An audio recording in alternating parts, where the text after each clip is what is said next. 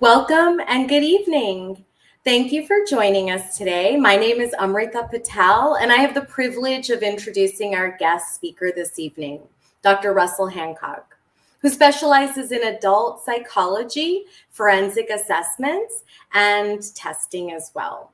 He has clinical interests in cognitive behavioral therapy, issues of sexuality, couples and domestic partner relationships, multicultural counseling, short-term solution-focused therapy, and psychotic anxiety and mood disorders. Dr. Hancock is here today to share with us about the nuances and of self-care for people of color. And it's just such an honor to be here tonight with you today. So would you mind taking a few minutes to share about your background and the work that you do? Well, Amarita, thank you, first of all, for that stellar introduction. I hope I can live up to the words that you say. Before I get started with a little bit of my background, I really want to thank the Charlotte-Mecklenburg Library System for allowing me to talk about this, and thank all of those who will be watching this, those who are doing it live, as well as those that will be following an archive, and really the importance and the need for individuals to be able to explore what it means to self-care, and then specifically how self-care applies to people of color. But as you asked for a bio, just as you said earlier, I have a range of specialties, areas that I work in therapy. I've been at my current position with Atrium Health, formerly Carolinas Healthcare, for approximately 17 and a half years. I went to undergrad at the University of Kansas, my master's at Loyola University in Chicago, then my PhD at the University of Kentucky. I have a unique position in that, as you said, I do therapy, and I also do forensic work.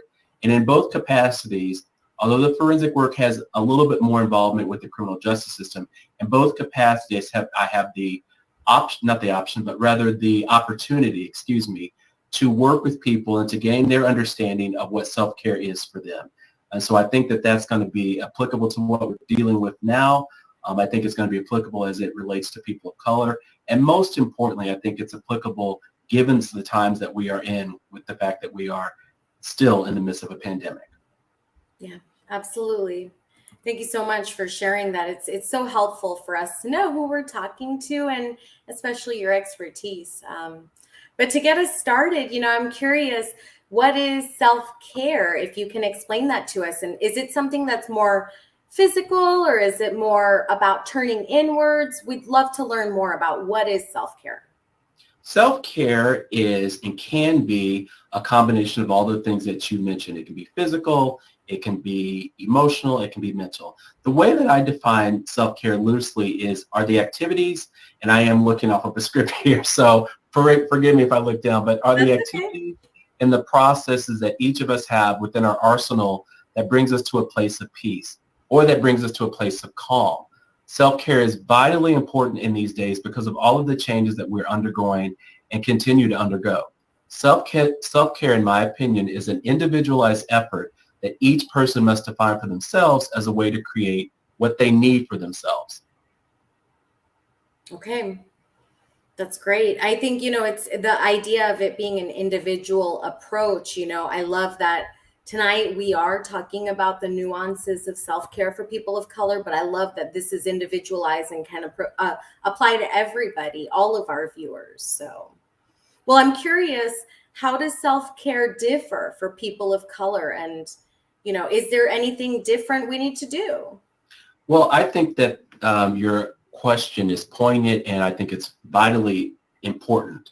Let me say that all of the suggestions and the recommendations and the things that we talk about today, I do not think are only for people of color. I think they can apply to all. But what I will say is that the way that we as people of color understand and process self-care may be different from the majority of society. And so self-care, I think, can be different for people of color. As you and I discussed in our lead into this, it can also be different for us just based on their genders and what the different ethnicities that we come with. And I do apologize. I forgot to turn my phone off. That's so 2021 for you. But anyway, yeah. And so I do think that self-care looks different. It may feel different for people of color. One of the things that we've talked about is it may take a little bit more of a spiritual take, a spiritual angle that no, it might not for other people. One of the things that I find important is the ability for an individual to get centered. And so what maybe may center me may not necessarily be the same for others. One last thing that I want to make sure that I share is I'm hoping that during the time of COVID, which continues on, that people have been able to slow down and understand what is going to work for them. And so one of the things that you and I discussed in our lead-in was the opportunity of people staging their homes or staging their offices. And I'm not recommending that for everyone. But what I do recommend is people take the opportunity to figure out what's going to allow them to be centered and allow them to get to a place where they can begin to take care of themselves. And again, it might look and feel different for other people, but it's vitally important, especially given all that we're going through, that we create a space for self-care. Yeah, absolutely. You know, I'm familiar with that concept of staying centered or being centered or attempting to be centered, I should say, from my years of practicing yoga. But for maybe our viewers who have not practiced yoga or may not know what that word centered means, can you elaborate a little bit more about that? Yeah. So for me, the idea of getting centered is a space and a place where an individual can basically be able to process from ahead of the 8 ball as opposed to behind the 8 ball. I think it's a place of calm. It's a place of balance.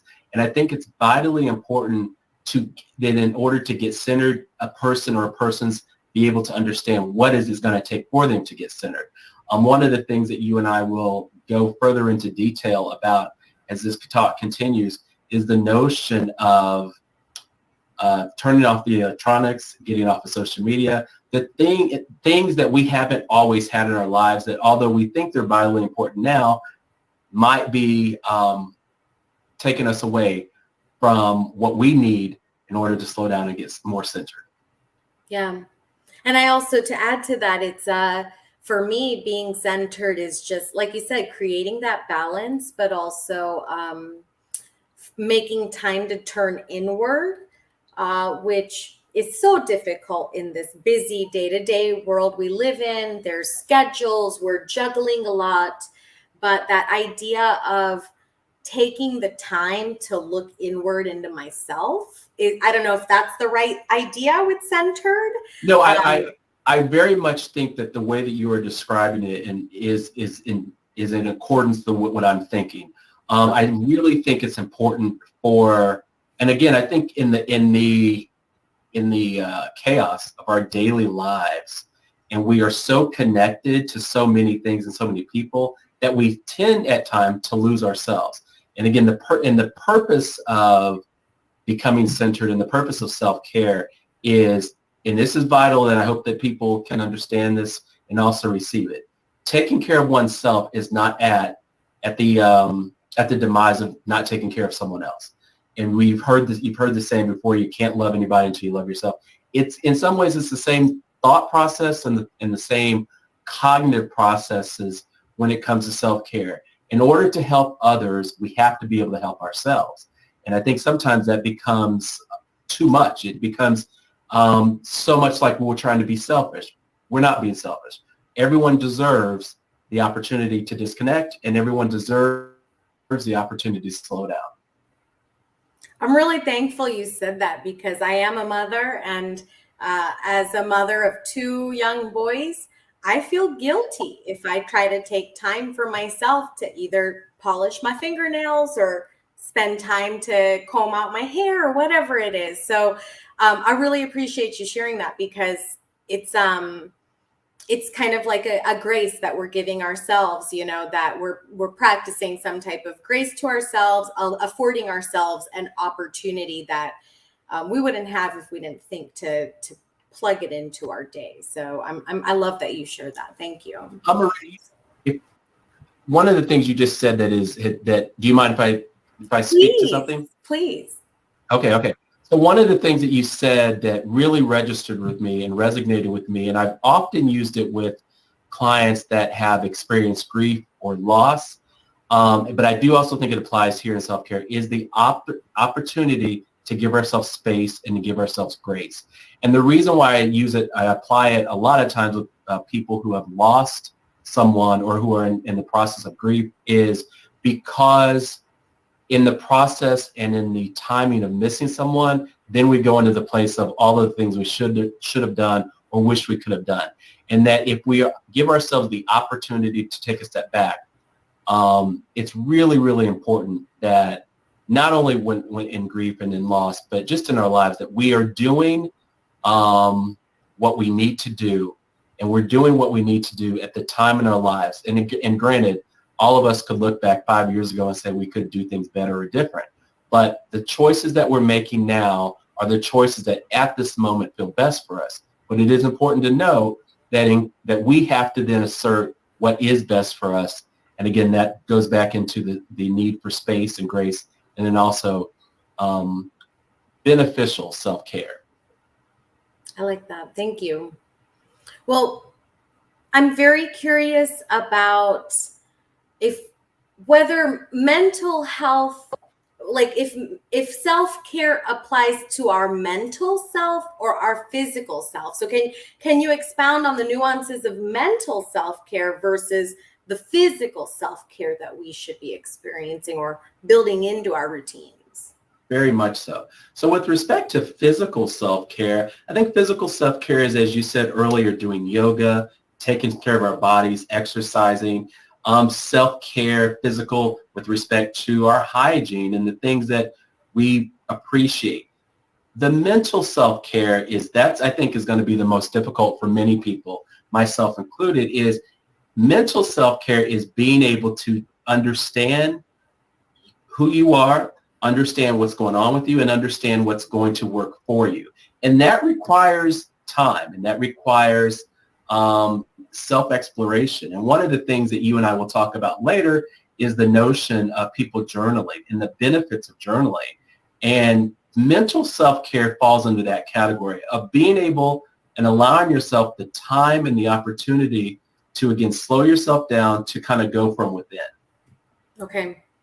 That's fantastic. It's in this world, like there's always, the push to make sure you're doing this, the push to make sure you're doing that. And so again, I go back to that idea of balancing and making sure that we are kind of juggling all these things delicately. So I'm very curious, is this a good time to pull up our handout that you shared? I think yes, it'd be an excellent time. Let's start off with the first handout that is labeled self-care.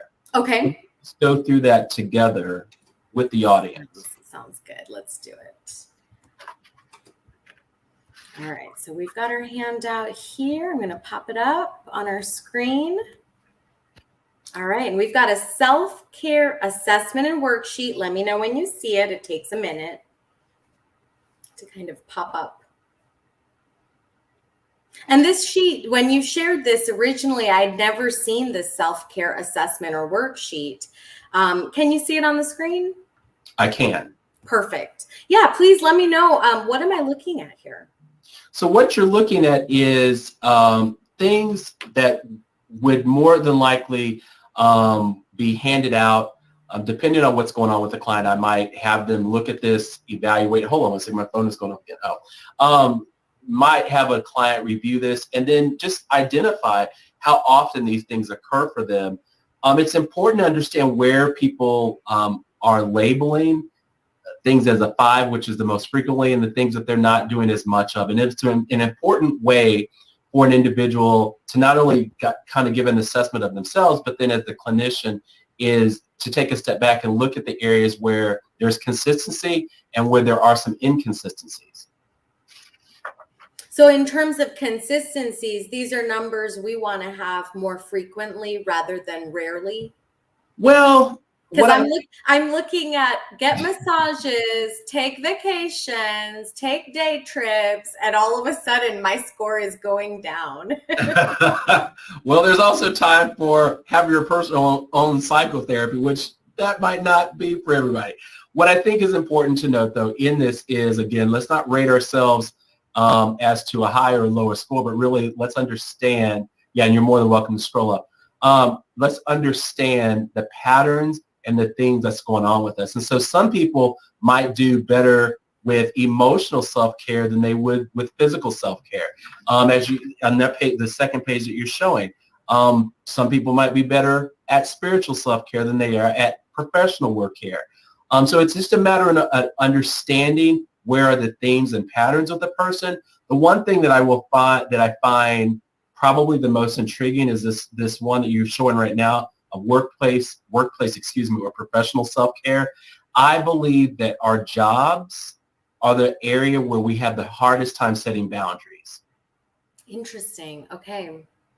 And why is it hard for us to make those boundaries? So often we are tied into our jobs, and some of our self-worth may be determined by our jobs.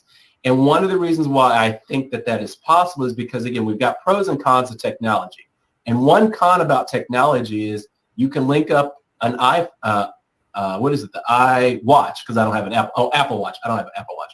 But an Apple Watch to your work email, which means when you're at home or when you're out to eat, you can be getting emails from your job, which is technically time is off.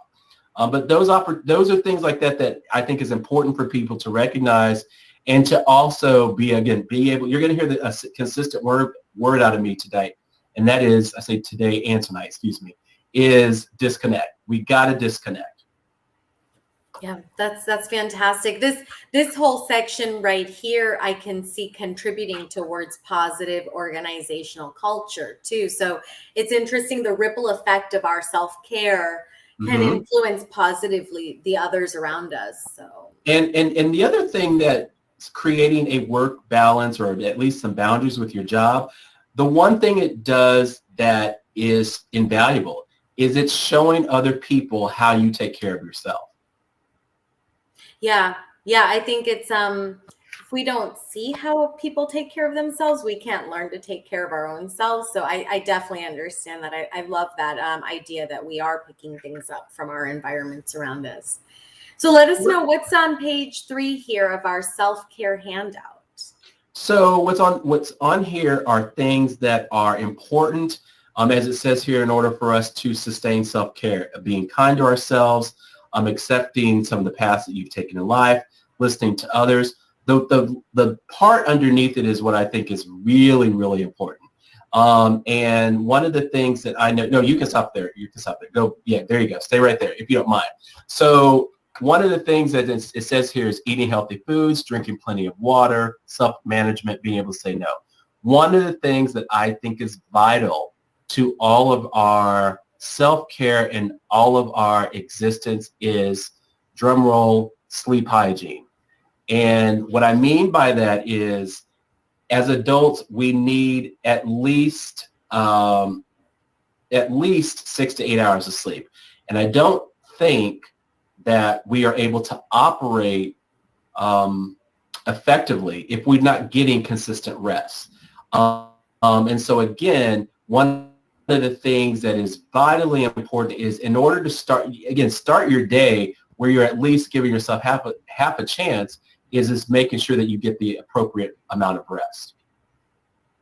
Yeah, it's so critical to our health. I've recently had a lot of success with adjusting my sleep patterns, and I feel a lot better. So, well, I will stop sharing this for now, and please let me know when we can come back to this handout.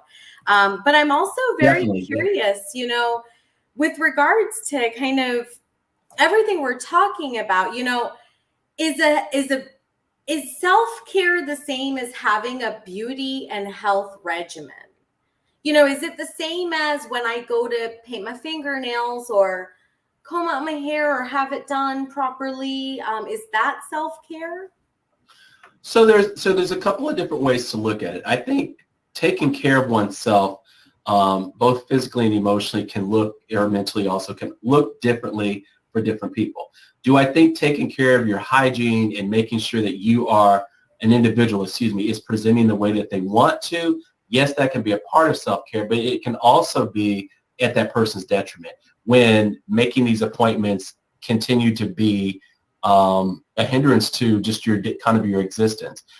I think that self-care can be physical. I also think it cannot include those things. Okay. Okay, that's really helpful. I think that's interesting. The idea that for so long, getting my nails done, getting my hair done was self-care, but incorporating those other elements of looking inwards, it's not a part of how we see ourselves, right? That's the exterior. So this really is digging in deeper and getting to know who we are to the core. That sounds like. Yes, and I think it's vitally important that there's nothing wrong with paying attention to our outwardly appearance. But I'm hoping the opportunity of self-care will allow people to take take a little bit more of a step inward to kind of figure out some of what. I don't expect people, and I hope they don't set themselves up to expect themselves to have all the answers. But if they are allowing themselves the opportunity to slow down in the effort of self-care, I think that's where they're going to reap benefits. That's great. That's great. Thank you. So do you think self-care is for everyone? Because in my experience, historically, self-care, different centers, wellness centers, or things like float spas and hydration clinics are for individuals who have the fiscal capacity. So what are my options if I cannot afford self-care? Like what the pressures of adulting are real. If I'm somebody living on a fixed income or paycheck to paycheck, how can we overcome the pressures of adulting and allow ourselves a chance to focus, regroup, and see ourselves with grace and practice that forgiveness? So one of the things you asked in the beginning is self-care for everyone? The way that I will answer that is I think that most, if not all of us, need some time, some opportunity to take a step back and focus and figure out what we need. With respect to the financial or the fiscal responsibilities, one of the benefits I think that we have for those who live here in the Carolinas is we have a couple of things that are at our beck and call. One of it's nature, if you are into mountains, and another thing is we have a beautiful array of parks. And the reason why that's important is you don't necessarily need, in quotations, need all of the bells and whistles to get to a different place in order to be centered. All of us, again, myself included, would love to have the opportunity and the resources to be able to go to things that allow us to be pampered. But with respect to self-care, we don't necessarily need those things to be pampered, but we can allow ourselves the opportunity to, again, become centered, slow down, decompress, and also disconnect. Okay. Yeah, I like that because I know for myself, especially when I see that list that we shared in the handout, massage is expensive. The nails and hair can get pricey, and those things add up. And separating out our beauty budget from our self-care budget is something I probably need to do so that I can really turn inward and start taking care of myself properly. So that's really helpful. If you don't mind, I would really like to address a couple of things that you have pointed out already as a working parent. I think that historically, society has not given women the same opportunity to take care of themselves without the perception of them being selfish. I think that women are deserving. I think any parent, working male or female, deserves opportunities, but it's important that we recognize the way that we have socialized women so that if they're not taking care of everyone else, somehow they're at fault. And I don't think that that's appropriate. I don't think that it's fair. And I think that it makes it more challenging for women, especially women who work outside the home, to be able to set some time aside for themselves without the perception that they're somehow not being fully engaged in their home. So it's vitally important that we recognize patterns and that we recognize socialization. And I also think it is different for people of color as well, for women of color, that you have added restrictions is not the right. You have added responsibilities because you are oftentimes carrying the load within the homes. All I can say is Hancock for president 2024. Like, you've won me over with that sentiment. So. I appreciate that, but yeah, that whole presidency right now, I don't think so. I appreciate having the opportunity to talk to real people like you and I on this type of basis, but maybe president for like the Charlotte-Mecklenburg Library, but not overall. But I appreciate that endorsement. Good. Well, I'm here for it all. So, well, what would you like to share to destigmatize mental health services like therapy, counseling? You know, I come from a community where my family is from India. I'm not saying all Indian people, but there's a large percentage of my community that doesn't believe in depression or may not understand what depression is or what mental health services can truly do for us.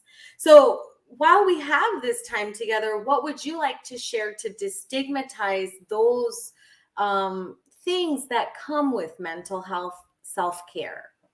Excellent series of questions.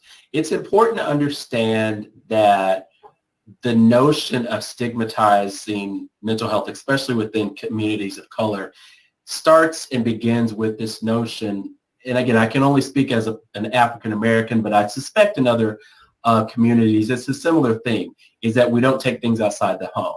And reality of it is things do happen inside the home and outside the home. With respect to the destigmatizing of mental health services, it is important to understand that talking to someone does not equate to someone being crazy. Yes, there are people who have mental health concerns, serious mental health concerns such as psychosis, substance abuse, and as you mentioned, depression, anxiety. But again, needing and having the ability and willingness to talk to someone does not, again, equate to someone being crazy. And one of the things we do is we attach a stigma when we don't really understand, or when we don't want to understand. And so there are times where generalities are made to not only people who receive mental health services, but also people of color who receive mental health services, women who get mental health services. I just think as a whole, especially, again, given what we have going on, and there's so much going on with people, that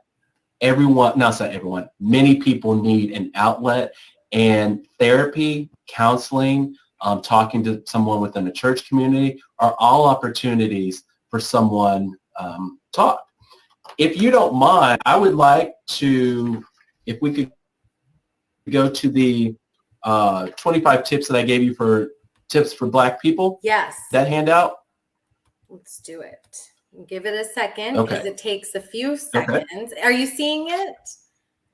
Well, I am trying to wing this because for some reason my computer has gone dark, but I'm restarting it again, and I think you can continue to talk. Right now I can't see anything. It says no signal. Okay, well, I've got the Radical Self-Care 25 Tips for Black People by Satya from 2019. Perfect. I'm looking at that as well. Just tell me when you are ready and we can go through that. Ready. Okay. So let me begin by saying that there are some things in this tips that I am not endorsing, nor do I feel like I have the ability to say and speak on. So let me just somewhat jokingly, but reality is number 3 talks about celibacy. In the span of talking about self-care, I as a professional am not speaking to or addressing what people choose to do or not do as it relates to celibacy and self-care. So let me just put that out there. But there are some other tips along here, and you can still see and hear me okay, correct? Mm-hmm. Okay, because I can't see anything, but we're not going to panic. We're just going to roll with it. I can see you. I can hear you. Okay, so I'm talking about a black screen, but that's fine. I don't need to see myself. All right, so with respect to the tips that you have, you've heard me talk about number one, the disconnecting from social media. I think it's so important. The reason being, many people, especially teens, teens and millennials or younger people are gaining so much of their self-worth based on what they're seeing and hearing on social media. And I think that in order to try to develop and get to a different place within oneself, they might need to disconnect from things like that. Okay. That makes sense, especially because, social media is comprised of everyone's contributions, and everyone has differing opinions and thoughts. And I personally came off of social media for this exact reason of disconnecting from hateful messages, unsavory things that were clouding my own mental well-being. So that's great. That makes a lot of sense. And I'll be honest. And I know I'm acknowledging I'm not African American. I'm Indian American. But I recognize the value in disconnecting. No, I can appreciate that. And I think that, again, in this general talk, many of the things that I will say that apply to Black people might apply to other people of color as well. The other thing that I think is vitally important in these suggestions is the note number 5, which is buy Black owned. And what I mean by the reason why I think that's important is it doesn't have to be necessarily Black owned, but I think it might be important for people to support some within their community as a way to create a sense of community. And one of the things I know you and I talked about ahead of time is you and I both are big fans of sage and spirituality, and just kind of creating an environment within our homes. And one of the things I think you were going to do is you're going to provide a list of Black-owned businesses or communities of color in the Charlotte area, correct? And what we're going to do is we're going to talk about self-care agencies, but this is a poignant time to talk about Curio, Craft, and Conjure. Did you get a chance to go? Well, it's funny because you actually told me, and I looked it up, and I'm like, I've been there several times. I guess I didn't know the name of the place. Do you want to speak a little bit about that? Absolutely. So for all of our viewers, Curio Craft and Conjure is a shop. It is a Black-owned, locally owned shop in Charlotte in the Mecklenburg County area in Noda. And it's a metaphysical store. And so a lot of people are like, when they hear the word metaphysical, they don't know what to think. They think witchcraft or any number of things. But really, it's a store that has information about things beyond this physical world. And so I love this shop because the owner, and forgive me because I cannot recall her name, but she is amazing. She is somebody who will walk you through the store, explain things to you. I have purchased a variety of incense, sage, crystals to help with my own healing process on a variety of things. They're so open, and what I love about this store is there's an explanation for everything. There's somebody to guide you through whether it's the right item for you or not. And there's many stores in Mecklenburg County, but Curio Craft and Conjure has definitely kind of taken my heart. So I'm glad to know you've been many times. I have been. And something that's not on this list that again, I'm just a big fan of is local farmers markets. And I think, and again, the reason why we're not endorsing any one company or anything, but the reason why I think that is important is in an effort to, again, become more in touch with oneself, I think it's important to become a part of a bigger community. And that means expanding our boundaries to just necessarily the people we work with or that we live with, but becoming a part of the community that we live in. Yeah, absolutely. I think it also, we could do an entire other program about for me, the value of supporting local and supporting local Black-owned businesses is circulating the money within my community rather than outside of my community. So I live in Charlotte. I make my money in Charlotte. I want to spend it with businesses that are in Charlotte, because then I know it's circulating and going through the heart of my community versus outside entities. And of course, fiscal means is a big part of whether you can support local or not. We're not advocating to do anything outside of your means. It's advocating to do whatever is within your capacity that can increase your self-care routine. So I'm very curious, how do you feel about number 6 is about yoga and meditation. 7 is Zen your home. So how do you feel about all of these strategies? I think that if an individual or individuals are comfortable with, I think that those are appropriate for them. I don't think that there's anything on here that I would say a person should or shouldn't do. I'm slightly concerned about some of the suggestions about connecting with family, depending on what the family issue or concerns are. Now, one of them is read more books, number 16. I don't like to read. But one of the things I will highlight, and that, well, there's 2. The one that you just had, number 10, which is Make the You Day, vitally important. But the one that I think is by far the most important, if you want to scroll up to number 25, number 25 is, and I think that this is vitally important in order to help oneself with self-care, realizing your worth. And I watch MSNBC in the morning, and Mika Brzezinski often talks about, for women, is know your worth. And I think she has a series about that. And I think it's vitally important, especially for people of color, is to realize your worth, know that you have value, and be able to allow that value to help you take care of yourself.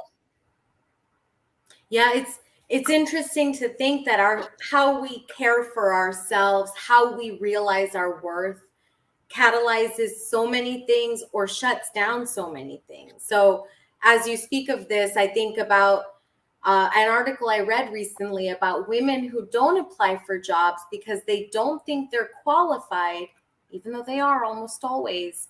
But men will always apply for the job, whether they are qualified or not. Correct. And so again, it speaks to this idea of knowing your worth, knowing your value added to any agency or company or environment. And that is a really powerful tool to just continue to expand the world around you while also recognizing yourself and appreciating yourself. So I'm so thankful you shared this. There's so many unique tips in this document, and I'm not familiar with Satya, but I am very curious to read more about what they have. So thank you. No, thank you. And I think that hopefully will help our audience to be able to find some things for themselves as a way to become more in touch with self-care. One of the things that I realize is that our time is going by quicker than I would have thought. So I wanted for us to be able to field any questions that have come in, and then at the same time also come up with some ideas to help people work through being able to take care of themselves. So right now, I don't see any questions in our chat box. We have a couple of viewers who are saying they can see the handout, which is great. And then there's some other information, but we don't have any questions right now. So let's keep going along. Okay. But I think right now would be great if you have any resources you'd like to share about how you pursue self-care. And then I would love to add on to that list of opportunities that any of our viewers can access to pursue and build their own self-care routine. Okay. So what I think is vitally important for anybody in order to begin is to be able to figure out, i.e. be it journaling or making a list, but figure out what does it take in order for them to get to that place of self-care, but also what does self-care mean to them? What it means to me may be different than what it means to you, but it is important that everyone be able to define what self-care is for them. The other thing that I think is vitally important is beginning to take a step back and look at the habits that may not be working for us and the habits that we're doing that does work for us. And so one of the things that triggered that for me is when you just drank some water, is we know that we need it and we have to have a certain amount, and that although many of us might not like water, we need that. Our bodies need it, and it also has other medical benefits. I'm not a physician, so I don't want to, I'm not giving medical advice, but I would suspect that most, if not all, of our physicians and the nurse practitioners that work with us encourage us to get more water and more substance into our diets. Yeah, more water. I think about my colleague. She carries this beautiful large container that's got motivational kind of sentiments at different ounces that she's consumed. And it's such seeing her do that reminds me to drink more water. So it's amazing how our own personal self-care habits, they really do influence the world around us and promotes positive care. But I agree 100%. And to add to what you're sharing, just know for our viewers that the Charlotte Mecklenburg Library has a lot of resources, books, ebooks, audiobooks, you name it, anything about self-care, as well as free library programming, just like tonight, just like every other evening and day that we have in our library system, something that will engage your own self to promote self-care. So just keep that in mind. And Dr. Hancock, you've shared quite a bit this evening about journaling, and that is one routine that requires very little in terms of physical input. It's a matter of having paper and pencil, and really it's a matter of having that time and intention. I know you spoke of centered and being centered, but I think one big part of self-care is being intentional and making the time for ourselves versus hoping we have the time to care for ourselves. I don't know if I'm wrong in saying that, but journaling is one of those things where it is something you can do and build into your schedule, but you still have to be intentional about. And please know the University of Rochester Medical Center has published a variety of studies and information about journaling for mental health from a medical standpoint, not from a creative writing standpoint, not from a any other standpoint. And their message mirrors everything you share, Dr. Hancock, which is one of the ways to deal with any overwhelming emotion is to find a healthy way to express it and to have an outlet. This makes a journal a helpful tool in managing our mental health and managing anxiety, reducing stress, you name it, coping with a variety of things. It also can improve our mood by prioritizing things. If we have to prioritize ourselves, then we also have to think about all the other things in our day. So journaling, it almost cultivates that habit of healthy time management techniques, as well as journaling affords that linear timeline in our own past to identify patterns that might be healthier versus patterns that are unhealthy. Writing in a journal is one thing, but going back and reading it is another thing to look at ourselves and see how we grow. So, my work with you over the past couple of weeks has definitely increased my ideas about prioritizing myself and prioritizing myself writing my thoughts onto paper. So I'm thankful for this program for a million reasons, but most selfishly, it's because it has got me to put that at the top of my priority list. Now, are you able to see this message we just received from, I think it's Meryl Leonard? Okay, who did we receive a message for? Journaling was the only way I was able to manage the loss for my father's death. Oh my goodness. Wow, that's so powerful. I mean, Dr. Hancock, in your experience, have you seen journaling have this effect on people? So the short answer is yes. And I think the reason why it has an effect is, as you said earlier, not only are you writing in the present day, but then once you take a step back to then look at what you have written and here's the thing that I think the people who are concerned about journaling fear is that if somebody else sees it, what will they think? The important piece is these are your thoughts, these are your feelings, and regardless, you are allowed to have them. Yeah. And so it's important that people are allowing themselves, and again, I'm very intentional in my wording, that people give themselves the opportunity to be in touch with themselves and also be in touch with what they're feeling. I can appreciate the individual said that journaling helped them during a time of loss, because what it's doing is it's capturing their feelings in those moments, and then it allows them to go back and reflect. Yeah. And thank you so much, Meryl, for sharing that. Again, it goes into that ripple effect. You're sharing that helped you. That's going to help others to realize this is an opportunity for them to help themselves. Please know also, I know Dr. Hancock, you shared a lot about how Charlotte boasts a lot of nature. And so nature is one of our greatest benefits to our health. It doesn't just afford us exposure to vitamin D that soaks into our body if the sun is out, which, we know we live in Charlotte, the sun is out most often. But we can also get moving, which it releases endorphins. And that right there is such a valuable tool in our self-care kind of arsenal. So if you are somebody who's not familiar with Mecklenburg County parks, some of my favorite parks would be, I love Clark's Creek. I love Cordelia Park, First Ward Park, you name it. I've probably been to every Mecklenburg County park 3 times.